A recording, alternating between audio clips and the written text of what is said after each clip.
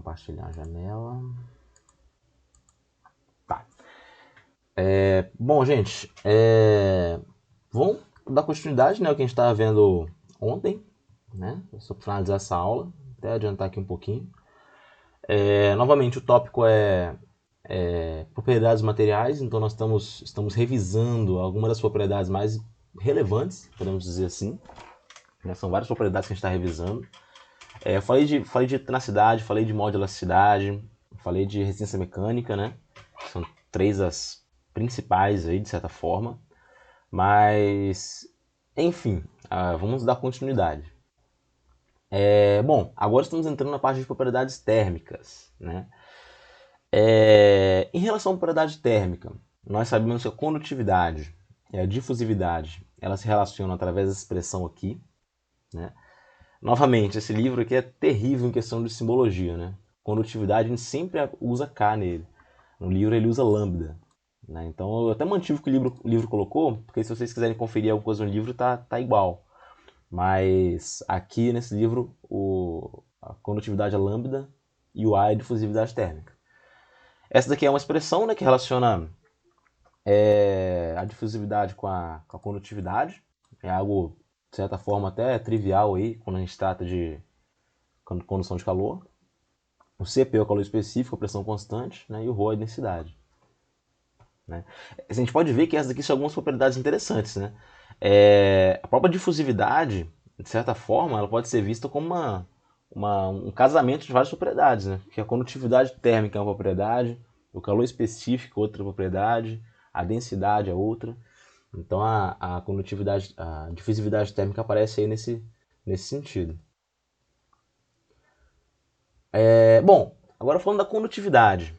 Ela é uma propriedade que costuma ser afetada pela temperatura, pela pressão, e em alguns outros casos pela composição, né, no caso de soluções e ligas. Né. Para os sólidos, a dependência da condutividade com a temperatura é afetada pela estrutura molecular e microestrutura, né, afetada pela estrutura molecular e pela microestrutura. De maneira que é difícil generalizar. Né? Então a condutividade ela é uma propriedade bem intrínseca ao material. Está muito ligada à estrutura interna do material mesmo. Né? De maneira geral, né, como regra prática, a condutividade de sólidos cristalinos não metálicos diminui quando a temperatura aumenta, enquanto a condutividade de sólidos amorfos e não metálicos aumenta com a temperatura. Então a maneira com a qual a condutividade reage a diferente temperatura, aliás, uma variação de temperatura, né, é distinta. Elementos de liga tendem a diminuir a condutividade. Esse efeito é mais evidente quando o constituinte principal tem baixa condutividade, tá bom? Então esse é um ponto bem importante. A função dos elementos de liga, muitas vezes na formação de uma liga, né, tendem a reduzir essa condutividade.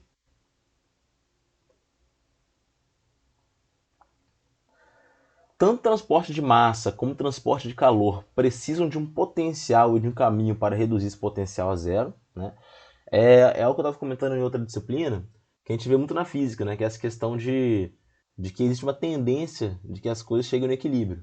Né? Estava dando uma aula sobre ligações atômicas. Né? Por que a ligação é feita?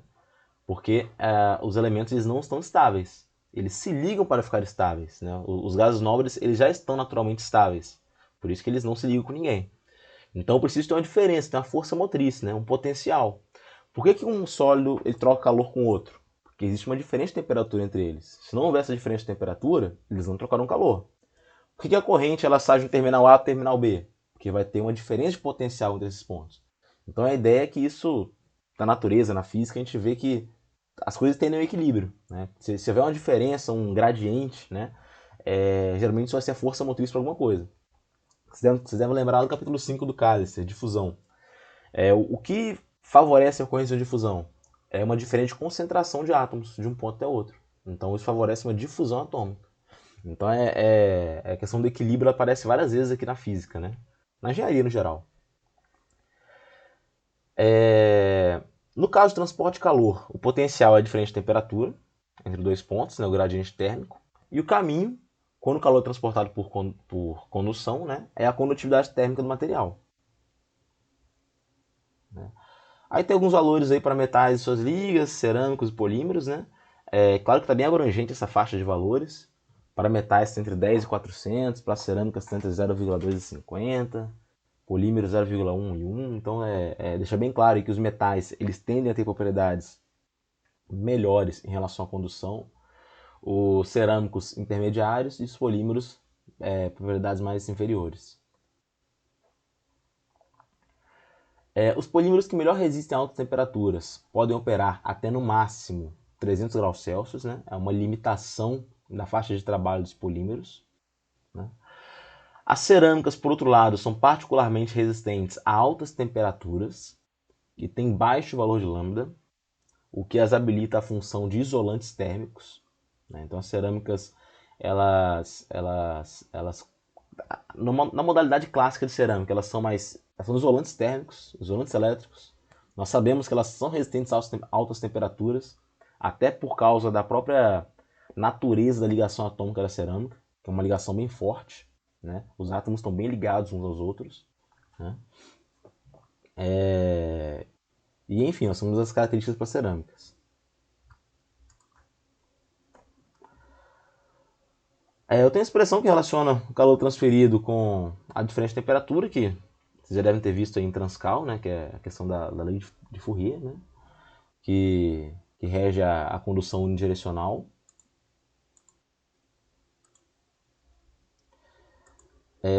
Bom, aqui nós temos um gráfico da temperatura de um forno, né, com 3 tijolos refratários diferentes. Né. Esses tijolos refratários, que geralmente são de materiais cerâmicos, cada um deles apresenta uma resistência à transferência de calor, dependendo do valor de sua condutividade. Né. Então vocês podem ver quanto menor for a diferença de temperatura de um lado para o outro em cada refratário, é porque ele está isolando melhor. Né? Então, dessa maneira, a gente pode ver que o refratário 3 ele tem uma capacidade melhor de isolar. Né? Esses são tipo os típicos probleminhas que a gente vê em Transcal, né? Que é calcular a resistência térmica, aí está em série, e é bastante comum isso. Né? Mas é claro que pra gente isso não cabe, né? Não tem nada a ver com a nossa.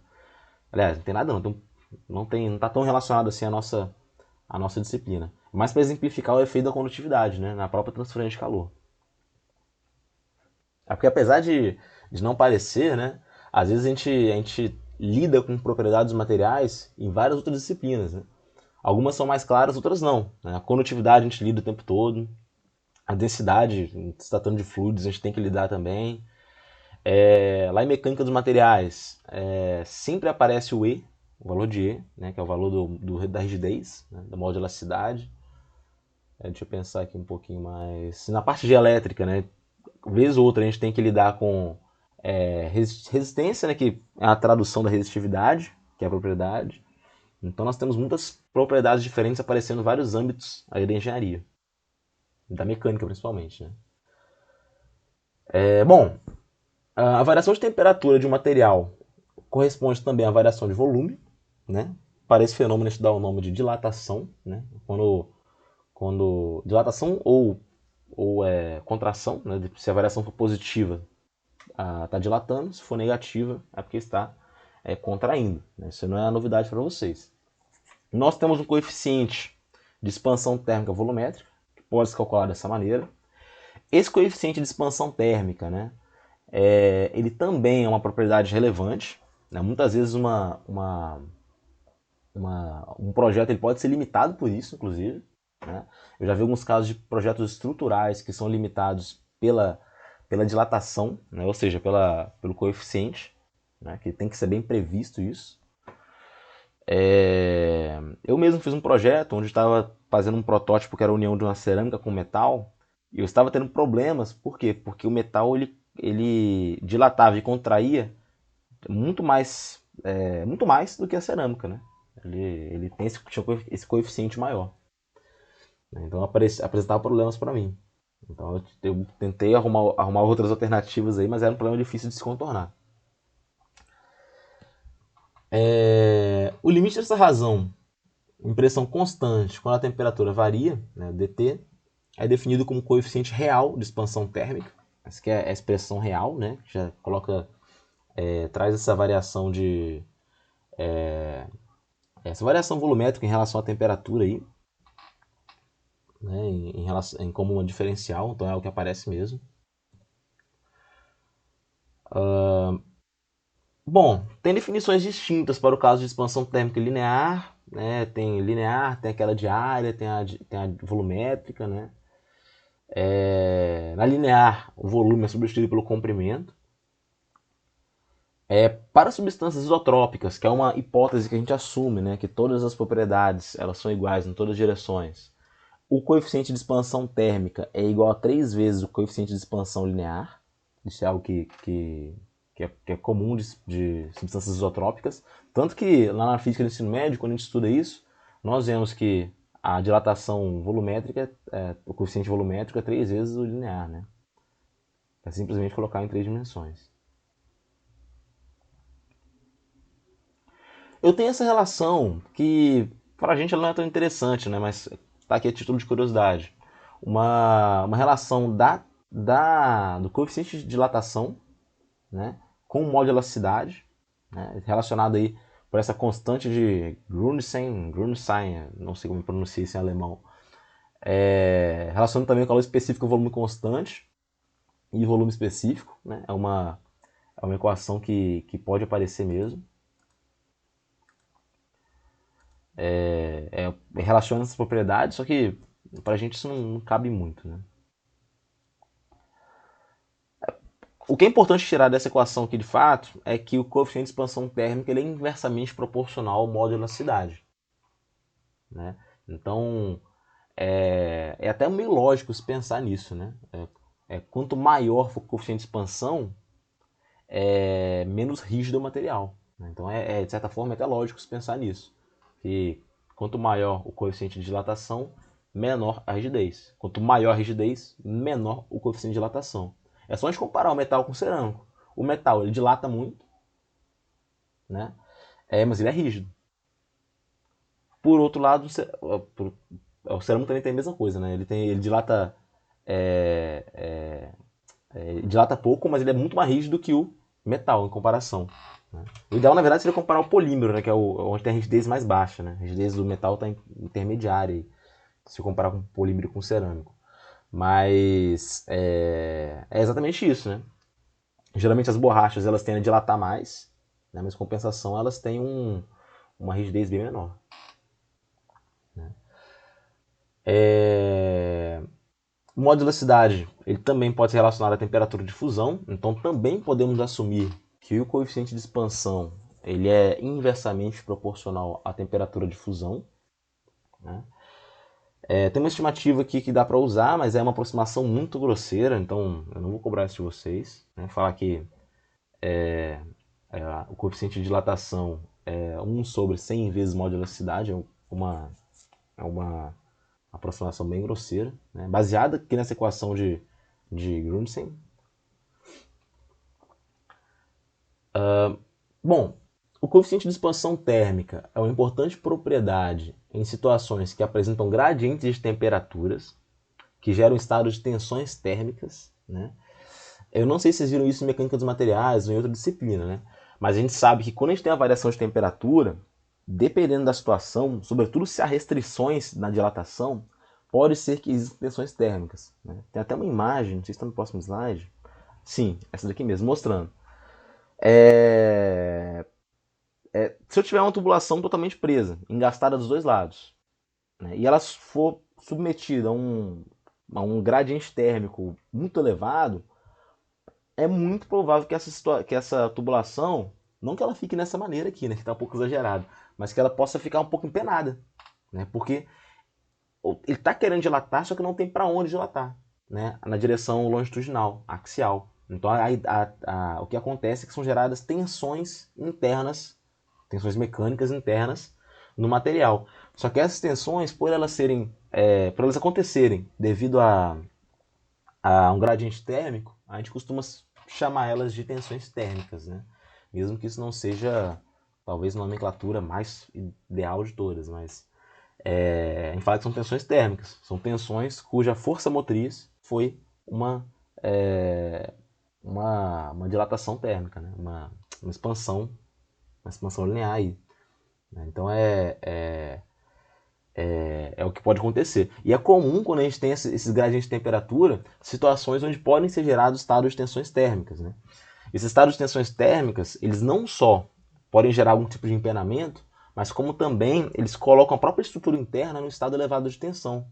Então, muitas vezes, podem surgir microtrincas internas do material. E quando o material tem microtrincas internas, a resistência mecânica cai.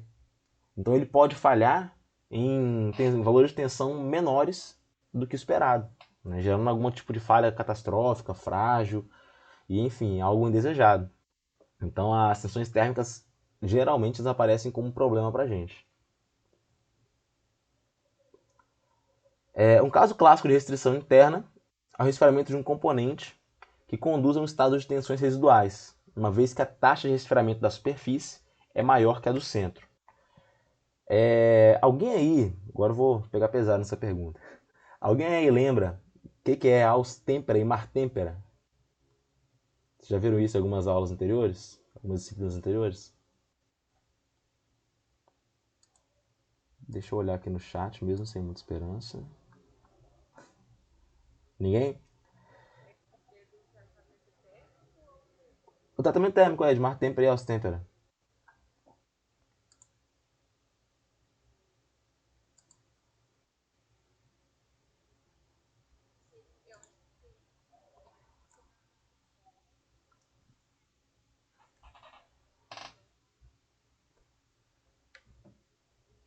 Isso.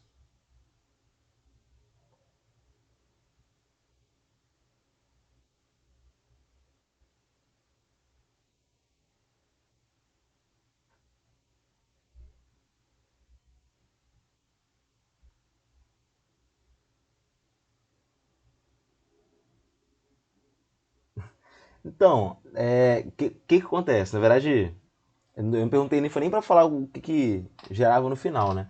Mas esses tratamentos de Martempera e de Austempera, eles foram criados por quê? Porque quando a gente fazia o tratamento térmico de têmpera, por exemplo, tinha um problema muito grave, que é por ser um resfriamento muito rápido, a parte interna resfriava diferente da parte externa da superfície, gerando empenamento, gerando tensões internas. Né? Então esse é um problema da têmpera. Então, a Martempera, por exemplo, o que eles inventaram de fazer? Eles chegaram até a temperatura de oxidatização, resfriam a partir dessa temperatura, a partir de um pouco acima dessa temperatura, e eles travam esse resfriamento chegando a uma isotérmica, a um valor isotérmico, né? Uma temperatura fixa, e que ele se mantém nessa temperatura por um tempo. Essa temperatura ainda é uma temperatura acima daquela necessária para se gerar martensita. Mas por que é feito isso? Por que é feita essa estabilização numa temperatura específica? Para que dê tempo da parte interna e a parte externa respirarem do mesmo jeito, estarem em temperaturas parecidas. Né? Então, uma peça qualquer, quando submetida a têmpera comum, é normal que ela tenha uma taxa de resfriamento diferente na superfície e no meio. Na martêmpera, não. Na martêmpera eu vou ter um passo isotérmico, essa é a palavra correta, o termo correto. Um passo isotérmico. Uma faixa de tempo onde eu vou permanecer uma temperatura tal que ao longo do tempo que ele está nessa temperatura, vai haver um equilíbrio entre a parte superficial e a parte interna da peça. Né? De maneira que no final as tensões que são geradas no processo são bem menores. E no caso da martêmpera, o produto final é o mesmo, vai ser a martensita. Né? Vai ser martensita mesmo. Então um passo isotérmico que foi criado para lidar com esse problema que eu estou dizendo aqui, né? De diferença entre taxa de resfriamento. Né? No caso da Austempera, é bem parecido. O grande diferencial é esse passo isotérmico. Só que na Austempera eu não produzo martensita, eu produzo bainita inferior. É um tipo diferente de microconstituinte, né, do aço. Então, voltando aqui para o nosso contexto, estou querendo dizer o seguinte, é que esses estados de tensão são gerados devido à diferente temperatura, à variação de temperatura, eles são um problema grave, né, tanto que a gente estuda comumente Martempera, Austempera, E esses tratamentos foram produzidos para evitar isso, para evitar que essas tensões sejam geradas, né? Então é um problema bem sério. Aqui tem um exemplo mostrando, num gráfico, né, a variação de temperatura da superfície do centro. Vocês podem perceber lá em cima que na superfície a queda de temperatura é mais acentuada. No centro, não. Né? Então, numa situação um pouco mais caótica, digamos assim, no caso de uma têmpera qualquer, feita sem esse passo isotérmico, pode ser que na parte de fora eu tenha martensita e na parte de dentro tenha bainita, porque não houve tempo suficiente para se produzir martensita, né? Não foi rápido o suficiente, na verdade, o resfriamento. Então é o que pode acontecer. Né? E obviamente é gerado em estado de tensões internas. Né? A gente já sabe que a martensita já tem aquele problema dela ser muito dura, dela ser muito frágil, né? Você ter pouca tenacidade. E além disso, tem as tensões internas que agravam tudo isso. Né? Por isso que se faz necessário revenimento, na maioria das vezes. Né? Mas só de ter um passo isotérmico para igualar a temperatura da superfície do centro, já ameniza bastante esse problema. Né? Eu dei o exemplo da martensita, aí, desses tratamentos, mas pode acontecer com outros tratamentos também. É um problema que aparece com bastante recorrência. Bom, para o caso de restrições internas, os parâmetros que determinam a magnitude do campo de tensões são, além da taxa de resfriamento e do gradiente de temperatura, é o coeficiente de expansão térmica, né? E sua difusividade térmica. Né? É o exemplo que eu dei, que eu estava dando antes, que eu estava produzindo. Né? O que eu queria fazer no projeto lá?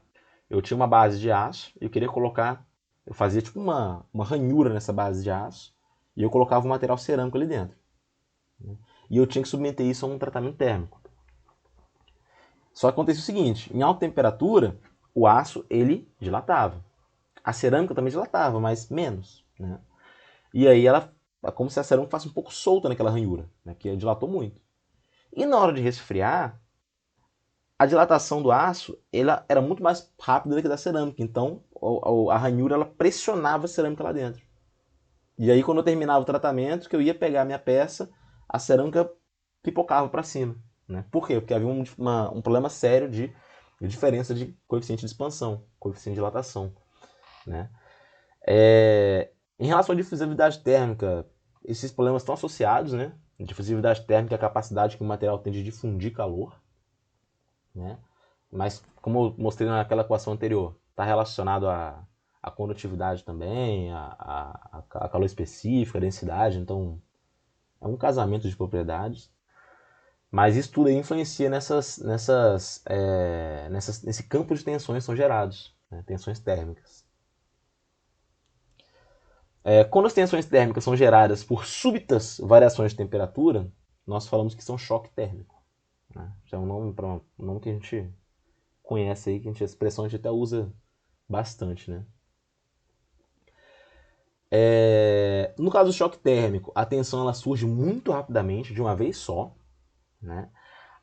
E aí tem um problema muito sério. Muitos materiais eles são sensíveis a um parâmetro chamado taxa de deformação.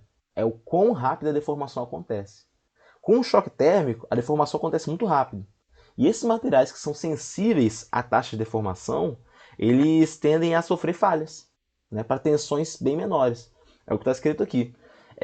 Essas falhas para tensões que, se fossem aplicadas de forma gradativa, vão acontecer. Deixa eu falar novamente aqui, né? Essas falhas vão acontecer em tensões que, geralmente, se a tensão fosse aplicada de forma gradativa, não aconteceria. Né? Então é como se ele falhasse uma tensão menor do que aquela que a gente espera que ele falhe. Simplesmente porque a tensão ela não foi aplicada de forma gradativa. Ela foi aplicada de uma vez só. Outro parâmetro importante a se considerar é o coeficiente de transferência térmica por convecção. Né? Vocês sabem que esse valor de H, né, depende da natureza e da propriedade do fluido. Né? Agora, não vou lembrar muito dessa parte de Transcal, e talvez vocês tenham isso mais fresco na cabeça. Mas é bem chato determinar um H. Eu lembro que tinha um monte de número de Nusselt, de Prandtl, de um monte de coisa muito doida. Eu não sei nem se é pra isso que serve, mas eu lembro de algumas coisas nesse sentido. Mas esse valor de H, eu não posso nem falar que ele é uma propriedade do material, porque ele não é. Ele depende da natureza do fluido, da propriedade do fluido, da velocidade, da geometria do sistema, né? A gente sabe que esse valor de H, né, que é o coeficiente de convecção, né? Pode falar assim, né? Ele é independente da natureza do material, ele depende muito das propriedades da interação do fluido, com geometria, velocidade, propriedade do fluido, né? Muitas vezes a gente mexe muito nesse valor de H para tentar melhorar a troca de calor, sobretudo em sistemas que tem que trocar calor, né? Como é o caso das aletas, por exemplo, né? As aletas elas são desenvolvidas para que haja uma melhor troca de calor por convecção, né? Devido à sua geometria, né? E etc. Então isso, até o formato da aleta depende da propriedade do fluido, né? Além de, é claro, a própria aleta ela já aumentar a área de troca térmica, né? Então é outro ponto útil. Aqui tem alguns valores típicos de coeficiente de transferência de calor, né? Por convecção, convecção natural forçada. Isso aí coloquei mais para exemplificar, né? Esses valores aí para alguns sistemas diferentes. Eu não vou nem falar que são para materiais diferentes, são sistemas diferentes. Né? Cobre e ferro com líquidos, são líquidos orgânicos, metais líquidos, né? E etc. Para materiais de baixa tenacidade, como cerâmicas, essas tensões térmicas elas podem resultar em fratura. Né? Lembrando que baixa tenacidade, muitas vezes ela pode ser traduzida como baixa dutilidade. Então, quando eu aplico tensões térmicas, é até comum que se resulte fratura.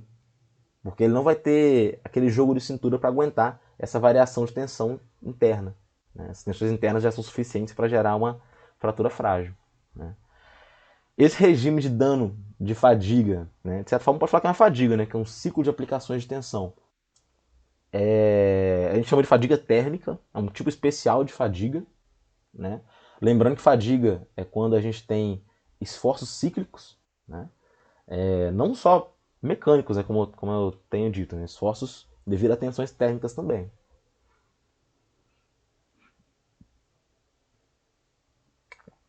Bom, como a gente já viu, essas tensões térmicas elas se originam devido a gradiente de temperatura, que está associado a algum tipo de restrição no sistema, alguma coisa que impede que haja uma deformação livre quando submetido a diferente temperatura. Essa deformação livre que seria dilatação. Né? Por exemplo, no caso de uma placa subitamente resfriada, a restrição é interna. Né? Então, resfriar é contrair. Então, a restrição ao movimento é a restrição interna, né? Que é como se ele tivesse... a superfície tivesse... Como se não, né? Ela está, de fato, encolhendo, né? De certa forma. Então, a restrição interna. Né? E o valor da tensão pode ser calculado dessa maneira aí.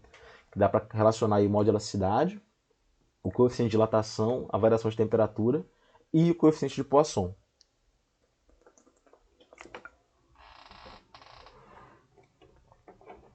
A gente pode deduzir matematicamente essa variação de temperatura que a placa suporta antes de se romper, né, como está mostrado aí.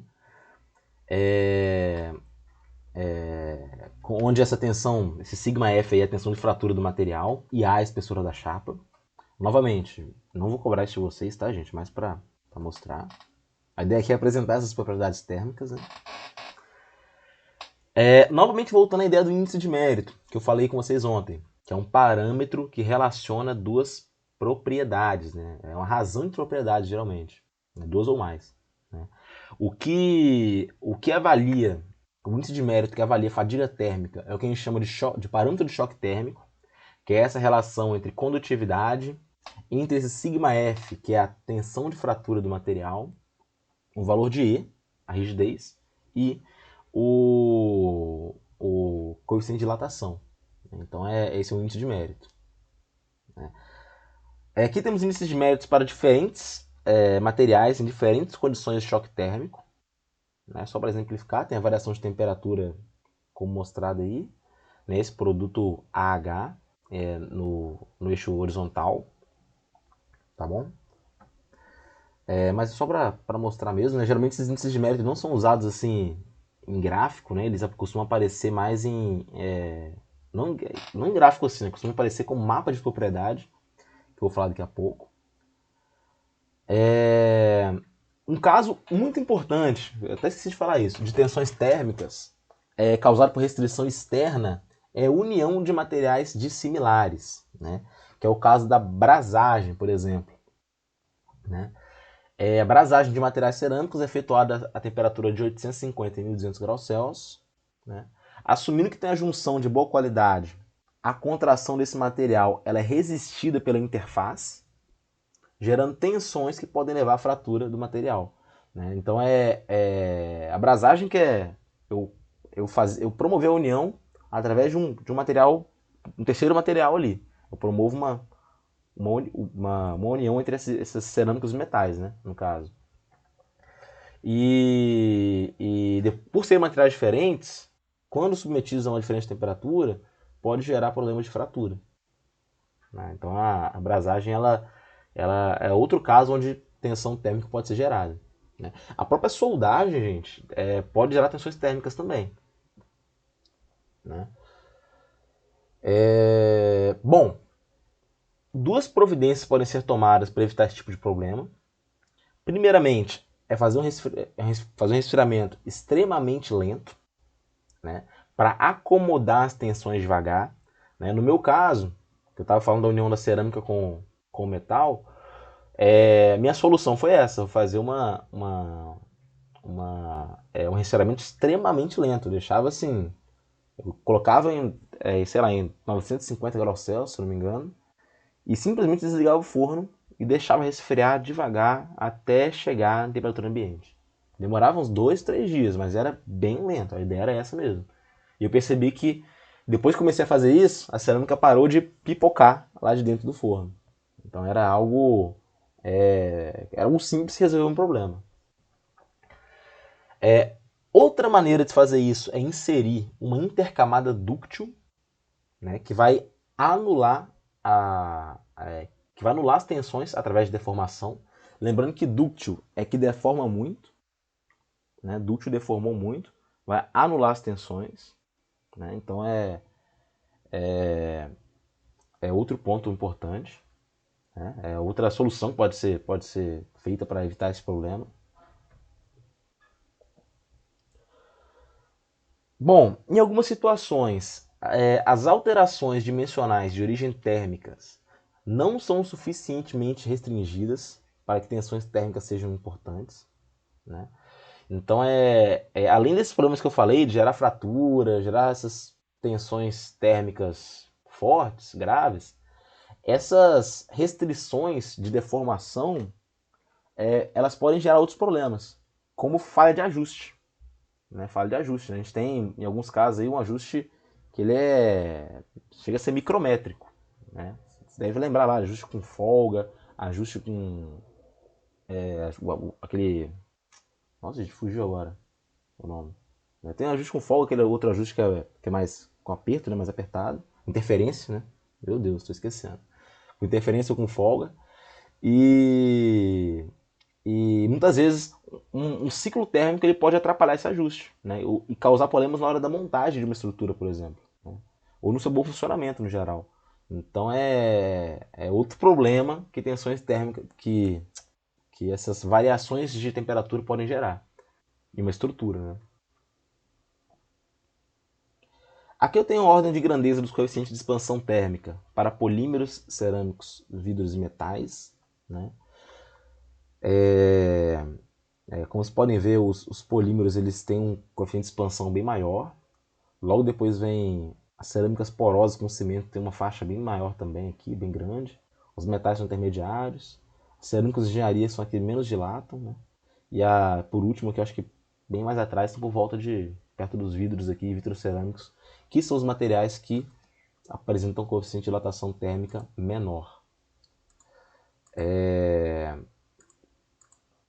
Opa, deixa eu ver aqui. Alguém aqui tem alguma dúvida ainda? Não? Ninguém fala nada não? Beleza. Eu deixei de perguntar agora no finalzinho, eu sempre esqueço de perguntar nas dúvidas. Estou acostumado a fazer esses monólogos de videoaula. Mas bem, deixa eu tomar um copo d'água.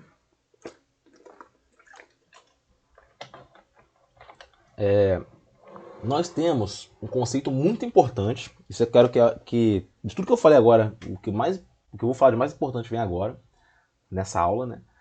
É sobre mapa de propriedades, mapa das propriedades, ou também chamado de mapas de Ashby, né? A-S-H-B-Y. Igual o Shop Ashby tem mapas de Ashby.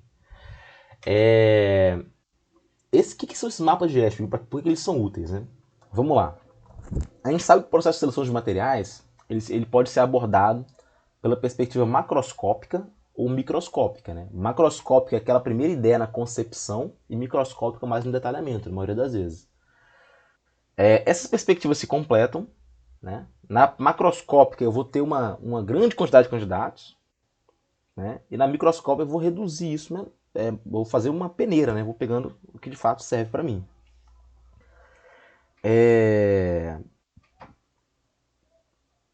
Nessa parte da análise microscópica é importante a gente usar alguns manuais, né, que tenham dados detalhados sobre propriedades mecânicas, físicas, químicas, composição, tratamento térmico, microestrutura, morfologia e etc.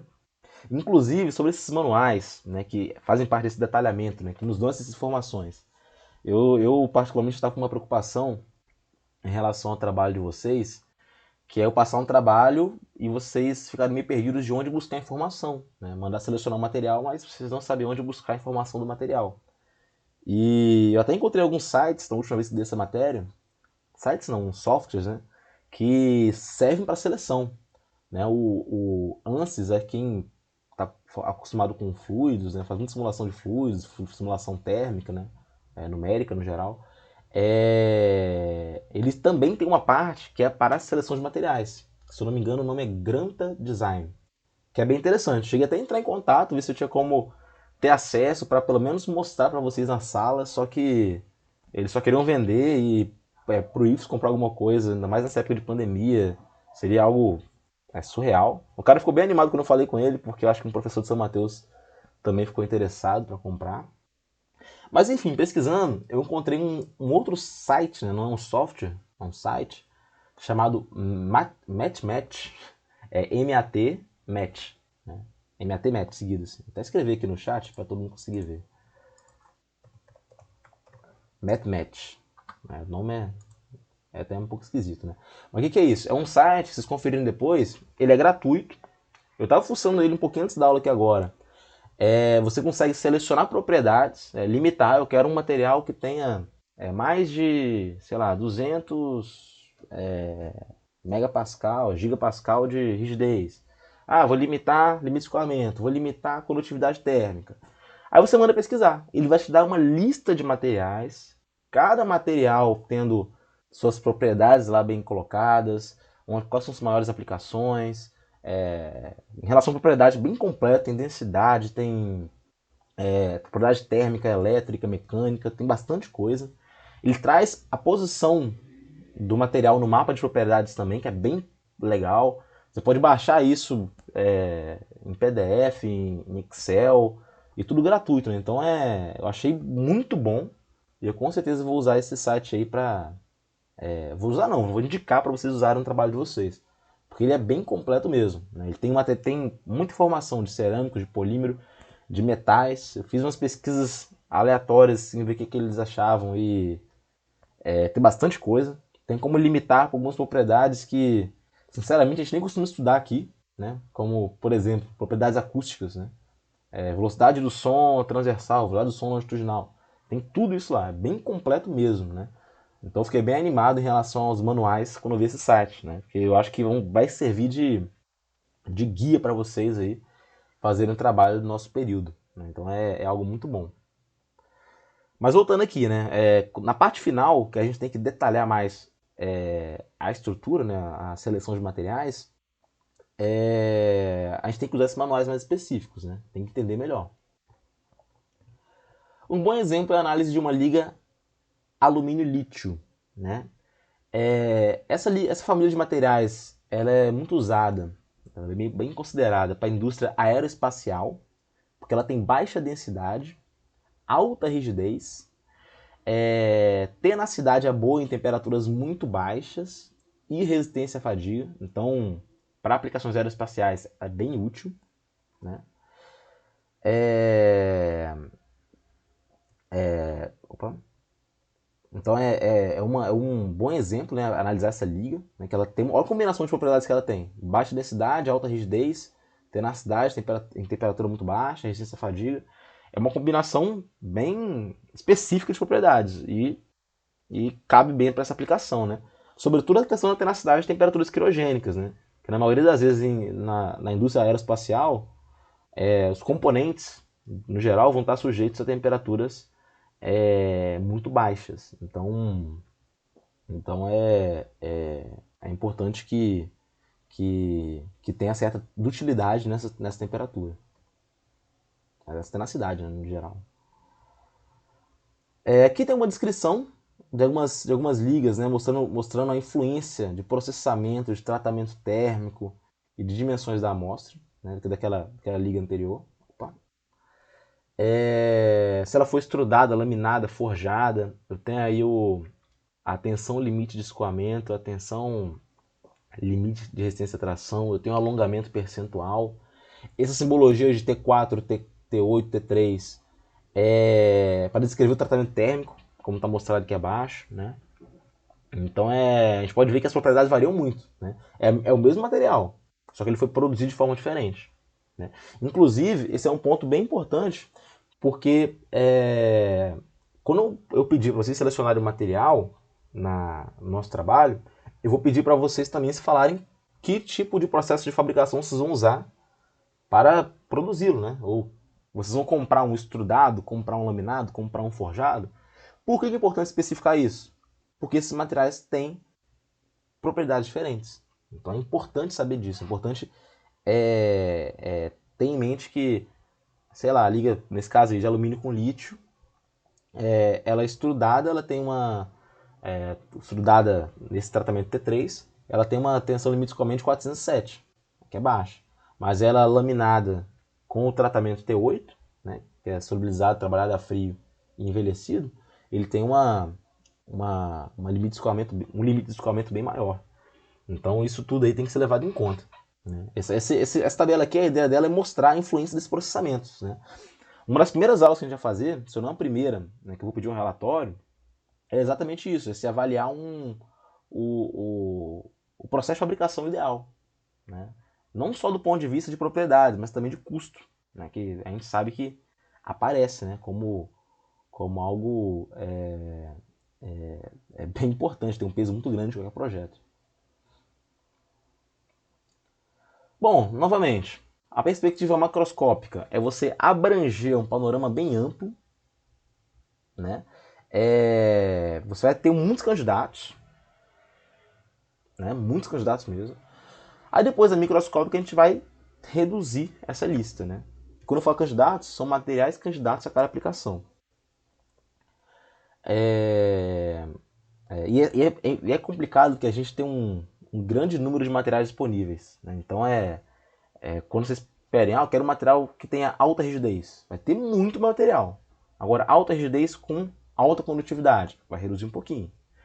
Alta rigidez, alta condutividade e, sei lá, baixa densidade, aí reduz mais ainda.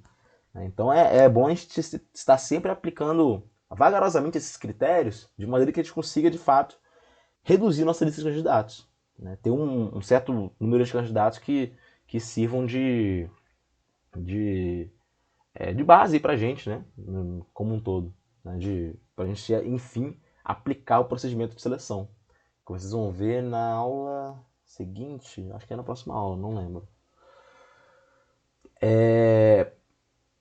Bom, o conceito de seleção de materiais, o primeiro cara que estudou isso assim, mais a fundo, né, que realmente fez um livro que é referência, né, não só aqui no Brasil como fora, a maior referência que tem em seleção de materiais é o Ashby, né? Ele que desenvolveu esse conceito de mapas de propriedades, né? O que são esses mapas? A ideia dos mapas é agrupar famílias de materiais em gráficos. né? As coordenadas vão ser feitas de índices de mérito. Então, às vezes uma coordenada vai ser limite de escoamento, a outra vai ser densidade. Pode ser rigidez e densidade. Pode ser rigidez e condutividade térmica. Então, as propriedades que compõem o índice de mérito vão ser os eixos desse gráfico que é o mapa de propriedades, né?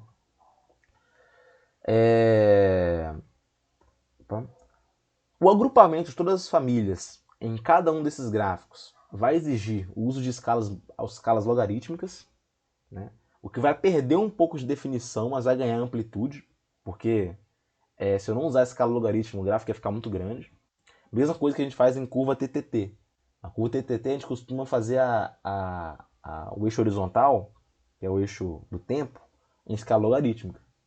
Mesma coisa naquelas curvas SN, né, que é curvas de fadiga.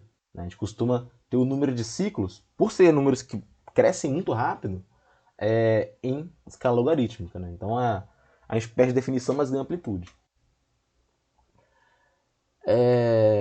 Esse conceito ele pode ser reproduzido em escala microscópica, usando valores mais precisos. Né? E, enfim, esse daqui é um mapa de propriedades. Né? Deixa eu só reduzir aqui um pouquinho. Eu não estava vendo que o negócio estava embaixo. Aqui estava um símbolo do... Opa. Deixa eu botar isso. Pronto, aqui tá bom. Aqui na esquerda eu tenho a resistência, mostrada pela tensão de fratura, né, tensão de ruptura, né, esse sigma F. Aqui ele não explica. Deixa eu ver se eu consigo ver aqui. Aqui ele não fala, né, no gráfico o que é o sigma F, né?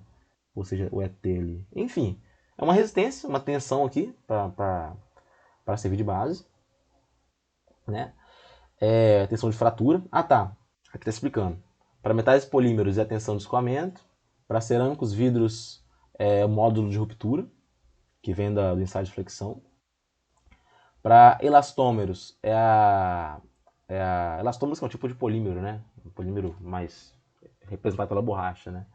É a resistência à tensão de fratura mesmo, né? É algo específico para essa classe de materiais. E para compostos é a tensão de falha. Né? Então é uma definição diferente para cada um, para cada área dessas aqui, né? Para cada grupo desses. Mas enfim, o que eu tenho aqui? No eixo vertical é resistência, no eixo horizontal é a densidade. Né? Aqui vocês podem ver essas linhas tracejadas que a gente fala que são as linhas guia. Né? As linhas guia para mínimo de massa. Né? Então essas linhas são as linhas guia. Perceba que essas linhas guia, elas sempre são uma razão, né, entre o que está na ordenada e o que está na abscissa. Né, o que está no eixo vertical e o que está no eixo horizontal. É uma razão. Às vezes podem aparecer uns expoentes, né, como 2/3, 1/3. Isso depende muito daqueles critérios de... Já vai mais para a parte de dimensionamento, né? Acho que na próxima aula eu vou falar um pouco sobre isso. Na próxima não, na parte de resistência mecânica acho que eu vou até deduzir algumas dessas só para exemplificar. Mas essas daqui são as linhas guia para mínimo de massa. Como vocês podem ver, eu tenho diferentes grupos, né, de cores diferentes. O vermelho aqui são os metais, o laranja, meio amarelado aqui são os cerâmicos, o roxinho aqui são os compósitos, os polímeros estão em azul, os materiais naturais em verde. Essas espumas estão nesse verde meio musgo mais embaixo aqui, sei lá. Né? E esse é o mapa de propriedades. Né?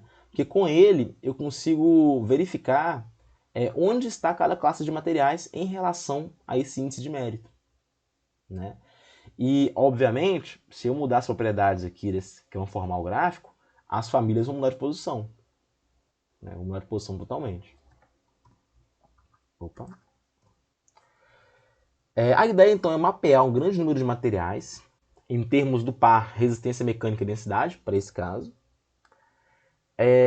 A figura ali ela mostra os meios de proceder às escolhas segundo o critério do peso mínimo, que é através dessas linhas guia, que eu vou falar um pouquinho mais sobre elas daqui a pouquinho. O índice de mérito adota valores específicos que dependem da geometria do elemento ao qual a carga é aplicada e ao modo de aplicação da carga. Por isso que aparece muitas vezes 1/3, 1/2. que dependendo da forma que a carga é aplicada, dependendo da geometria do elemento. Isso vai mudar um pouco. Né? Como eu falei, lá no capítulo 4, que eu falo de resistência mecânica, eu vou deduzir só para mostrar. Mas geralmente isso já é dado pra gente, né? Sei lá, se é uma carga de compressão, usa o índice de mérito tal. Se é uma carga que está causando, sei lá, deixa eu ver um outro exemplo, né? Uma torção, usa um outro. Né? Uma flexão, um outro índice de mérito. Tudo depende daquelas expressões que a gente vê lá em mecânica dos materiais, né? Esses índices de mérito, eles saem de lá. A gente só pega eles aqui, tá? Tá. Perfeito. O índice de mérito para barra em tração, que é simplesmente uma razão simples, né? Índice de mérito para barra em flexão, que já entra o 2/3 lá em cima. Esses valores são alcançados quando a gente pega aquelas equações de mecânica dos materiais e tenta isolar de um lado só essas duas propriedades. Né? Eu tenho índice de mérito para placa em flexão também, né? Como está mostrado aí. Né? Então eu percebo que para barra é um, para placa é outro, para flexão é um, para tração é outro, para torção é outro. Então isso varia bastante. Mas novamente, isso é dado para a gente. Para facilitar a aplicação, os índices são representados por linhas retas superpostas ao gráfico, que são essas linhas tracejadas aqui. Para cada uma das situações, eu tenho esses índices de mérito diferentes. Aqui eu tenho outro índice de mérito, outro mapa de propriedades, mostrando a rigidez no eixo Y, em gigapascal, e a densidade no eixo X. Né? Vocês podem ver, né? Aí não está tão especificado a classe dos materiais, mas a gente vê os diferentes grupos aqui. Né? A ideia aqui, vocês podem ver que tem as linhas tracejadas, né? Cada uma para um valor de C, né? 0,2, 0,5, 1, 2, 5. Né? Aqui o C, no caso, seria a razão entre esse modo de elasticidade elevado a 1/3 sobre ρ, que é a densidade. Né? Bom, o C é uma constante, né, como eu falei, é a razão entre as propriedades que formam o índice de mérito, cujo valor aumenta à medida que as linhas são deslocadas para cima e para a esquerda. Né? Geometria. À medida que a gente vai aumentando o valor de C, essas linhas vão se deslocando, no sentido dessa seta aqui. Nas equações anteriores, se essa constante, né? Dessa maneira, os materiais que estiverem acima e à esquerda, eles terão índices de mérito mais favoráveis. Então, para uma melhor combinação de rigidez com densidade, eu tenho que buscar nessa região superior à esquerda, né, que eles vão ter os melhores valores. Né? Isso, gente, pensando exclusivamente em rigidez e densidade. Tá? Então, sempre mais acima e à esquerda é melhor do que ao longo da linha. Né? Os materiais que estão na mesma linha, podemos dizer assim, né? Aqui da classe inteira, tá, gente? Mas, por exemplo, dentro dos cerâmicos, tem alguns cerâmicos que estão exatamente em cima dessa linha. A linha aqui de C igual a 2, por exemplo. Ele é equivalente a, sei lá, um material natural, que está aqui em verde, que está em cima da linha também. Então, os materiais que se encontram sobre a mesma linha, eles são equivalentes, a gente diz dessa maneira. Né? No que diz respeito ao índice de mérito. Né? Aí a gente pode limitar, obviamente, a nossa região de busca. Né? Por exemplo, eu posso limitar o índice de mérito, aliás, posso limitar a rigidez por 50 gigapascal. Né? Então, eu otimizando o índice de mérito, eu consigo traçar essa reta tracejada aqui, né? Para ser igual a 2, né? E eu tenho a minha região de busca, que seria aqui em cima. Seria alguns cerâmicos que estão aqui nessa pontinha, alguns compostos e pouquinhos metais aqui, que seriam bons candidatos. Então é aquela ideia. Eu tinha uma grande quantidade de materiais e eu reduzi. Né? E aí, quando tem uma área pequena, a ideia é explorar profundamente as características desses materiais, né? Eu explorar o que está dentro dessa área, essa search region aqui, que é a região de busca, né? Pra gente, né? Mas isso aqui é só um exemplo, tá? Eu coloquei rigidez igual a 50 gigapascal de maneira arbitrária, só pra mostrar mesmo. Agora, falando na prática, né? Nós não costumamos ter, né, pelo menos à disposição, muitos índices de mérito para gente, perdão, muitos mapas de propriedades para a gente avaliar, né, algo que a gente não tem disponível com tanta frequência assim. Então é até difícil avaliar, fazer essa avaliação através desse mapa, né?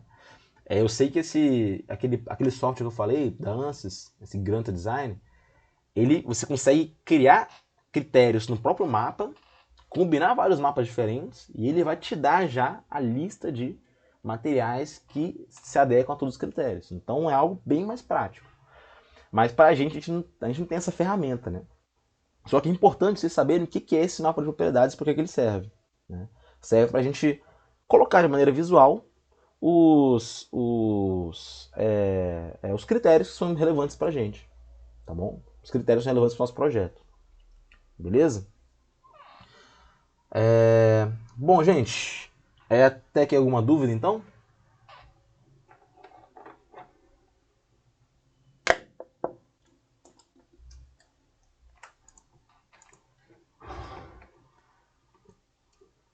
Ah, beleza. Deixa eu